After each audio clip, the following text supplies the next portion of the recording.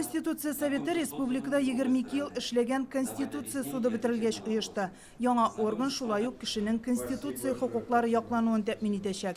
Аны Россия судьялары советы әгъзасы тәҗрибәле юрист Илгиз Гиләҗев җитәкли. Тагын 2 әгъзасы Роман Гафаров белән Илмира Мостафина.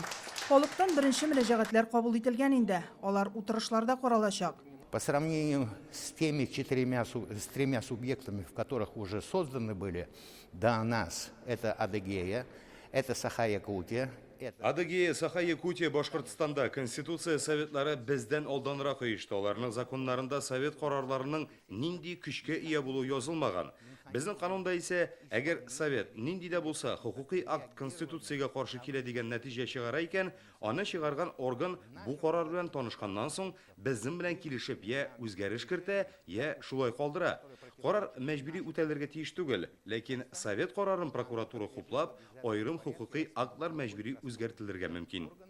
Или тем должностным лицом, который вынес это решение. Хокукый акт Конституцияның кайсы нормасына туры килми. Мөрәҗәгатьтә шуларны аңлатып, аны язмаша яки электрон вариантта юлларга була. Гаризаларны 30 көн эчендә карап нәтиҗә чыгарачаклар. Все структуры власти, начиная от нашего раиса, Кабинета министров. Советка республика рейсиннән башлап, министрлар кабинеты, дәүләт советы, депутатлар, министрлык вәкилләре, кеше, бала хукуклары буенча вәкаләтлеләр һәм республика халкы мөрәҗәгать итә ала.